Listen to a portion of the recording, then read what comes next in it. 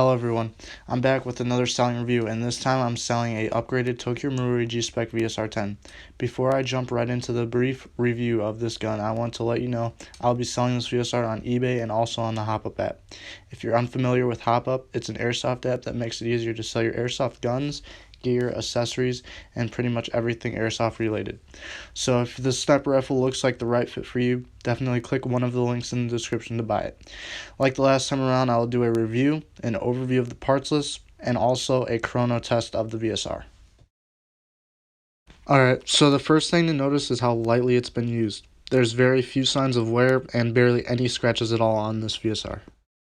The one spot that may catch your attention is on the bolt cap. It isn't really an issue when it comes down to performance. It can be easily sanded down and painted over. Some of the original parts will come with this build, like the outer and inner barrel, the stock, and also a suppressor which has been filled with foam to add silence to each shot. I will include the original Tokyo Marui 30 round magazine and also another VSR 10 30 round magazine as an extra. The VSR stock is the original Tokyo Marui G-Spec VSR 10 stock. The VSR came in green, which is the original color as well. No paint has been added. The trigger guard is completely metal and is held in place with a screw that will need an Allen key to detach, not a Phillips screwdriver like the original screw that it came with. This is the tool that you will need.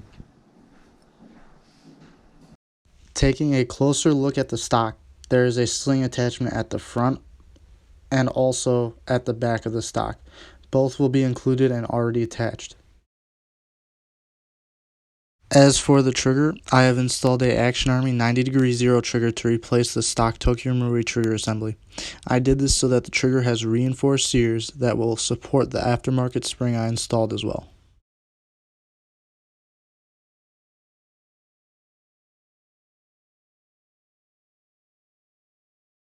Also installed is a Action Army cylinder set along with a cylinder head. Both parts can be easily accessible by just pulling the bottom pin on the trigger.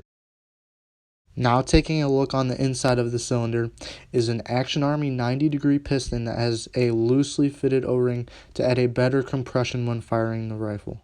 Then there's the full metal Action Army spring guide,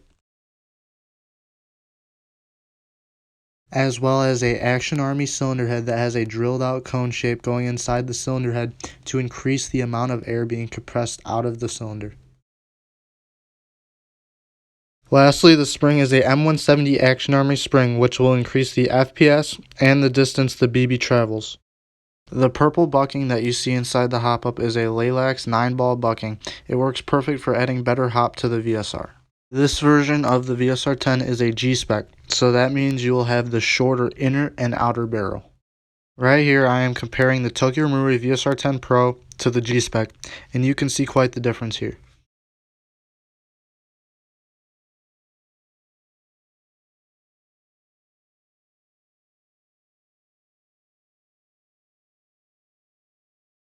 Moving on to the part you guys mainly probably want to see, the chrono testing.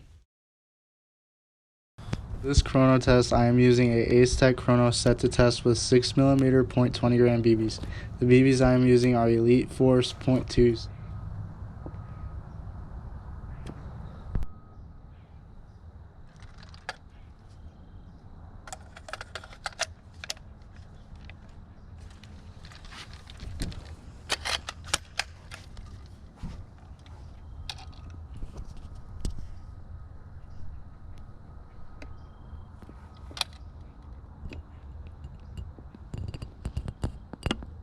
One shot,